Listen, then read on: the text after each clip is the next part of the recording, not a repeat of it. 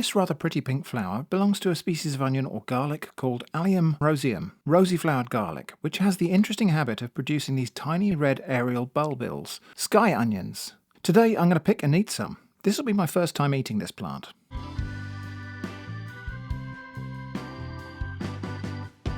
Allium roseum is not native to the UK. The native range is all around the Mediterranean, but it's commonly found naturalised all over the UK, having escaped from gardens. We'll talk more about how it moves around in a moment. I quite often see big patches or drifts of it along grassy roadsides.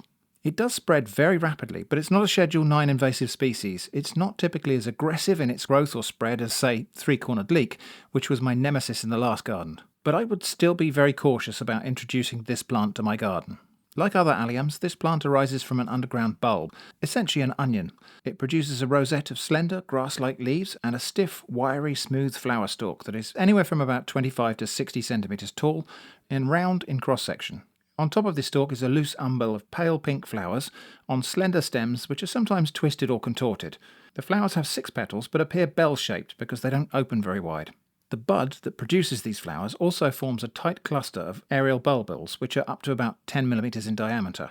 Initially glossy red, pink or maroon in colour, later appearing paler as the outer skin turns papery. This plant reproduces in 3 ways. Firstly, and perhaps most obviously, those flowers are fertile and if pollinated will produce seeds, each one of which may grow into a new plant. Nextly, the main underground bulb can divide or produce offsets, so one plant becomes a clump of plants. And finally, each one of those aerial bulbils is a whole independent plant waiting to grow, just like any other bulb. When the main plant matures, that stiff stem weakens at the base and topples over and the bulbils just break off, depositing them at a distance away from the original plant.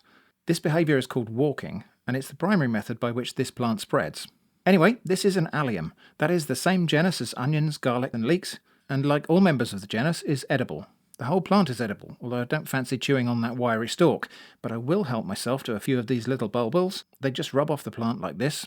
So let's get these back to Atomic Shrimp HQ and see what we can do with them. Okay, so I have my little box here of sky onions. That might not look very much, but the moment I open this box, there is a powerful garlic aroma. I have a feeling these are going to be quite strong flavoured. What I'm going to just do is pick one of the larger ones and cut it in half so we can have a look at a cross section. They are tiny, tiny bulbs. That's what the word bulbil means. They are just like tiny onions, but I'm going to cut them in half carefully and we'll get a close-up view of inside. It doesn't have the layers like a normal onion would because it's only got one layer. As this grows, if this fell to the ground and grew, it would develop that layered onion structure. Now, I have tasted one of these just the other day when I was planning this video. I'm just going to taste a tiny piece here, just as it comes off the plant raw. So, interesting. Quite sweet, powerfully garlic scented, but it hasn't got that kind of pungent heat that raw garlic sometimes does. Anyway, I think I know what I'm going to do with these now. I'll give these a little rinse. We'll get rid of the husks. There's some little wispy dry leaves in there. We'll get rid of those bits. I'm going to cook these ever so gently in butter, just sweat them in butter, to try to soften them a little bit. They are quite hard and bouncy. Have a listen to this. My intention here is to sweat these very, very gently, not to crisp them at all, but just to soften them up. And hopefully the flavour will infuse into the butter as well. So those can go straight in there. At this time of year, which is the end of May, they haven't quite developed their papery skins, and so they don't need any peeling or anything like that. They can just be picked. They shouldn't need any special preparation. Later in the year, these little bulbils will develop a papery skin, like any other kind of onion. That might need to be rubbed off or peeled off before they can be cooked. Anyway, at the moment, most of that sizzling is just the water that's stuck on them from rinsing. So as they cook, the aroma that's coming off them is different from regular garlic, and I can't explain how. And this is true of most different species of onions and garlic and so on. They all have their unique properties. It's just a shame there aren't really adequate words to describe how this is different from regular garlic. Anyway, I'll give it a couple of minutes like this. I'm just going to keep it on the move, and I'm watching for any sign of browning. I don't want to brown these onions. I just want to keep them soft. Now you'll notice I'm using the word onion and garlic interchangeably here. Onion, garlic, leek are different words that humans have applied variously to various different members of the genus Allium. Nature doesn't care what we call things, so leeks, onions, and garlic are all different species in the genus Allium. Nature doesn't care that we call them different things. And so, in some cases, those words are interchangeable. And you'll find things like crow garlic is also called wild onion. Because, as I say, nature doesn't care. Right, I think those have had enough now. I'm not throwing that butter away. That butter's kind of brown butter by now. But I'm not throwing that away. I've got a plan. And the plan is this. I've got some nice cheese here. This is Dorset Red. And this is a smoked cheese. And yeah, I'm using a potato peeler to cut some strips of this lovely smoked cheese. And this one is Double Dorset. It's a Double Gloucester style cheese. I'll grate a chunk of that and see what it looks like.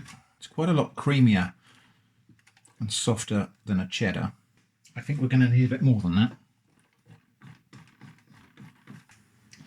A couple of slices of this lovely granary bread.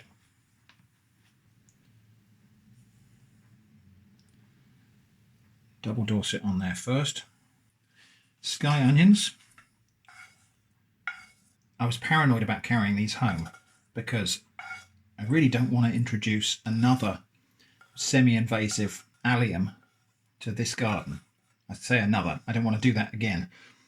We accidentally did that at the old house with three-cornered leek and it was a nightmare. Never again.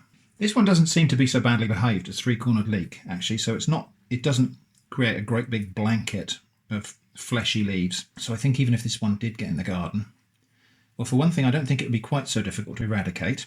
It doesn't seem quite as vigorous as three-cornered leek. But also, it doesn't smother the other plants. But still, I'm forbidden by Jenny to bring alliums into the garden. Right, now some of this smoked cheese over the top. That looks about right. And that on top. And now, back to the frying pan.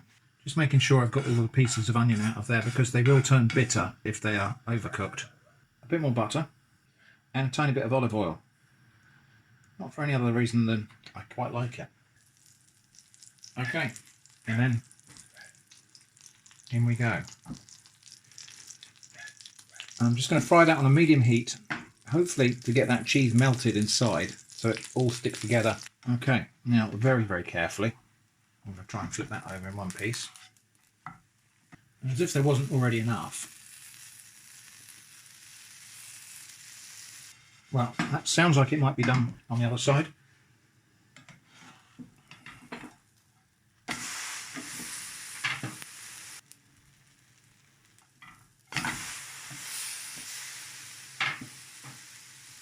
All right, I think we're nearly there.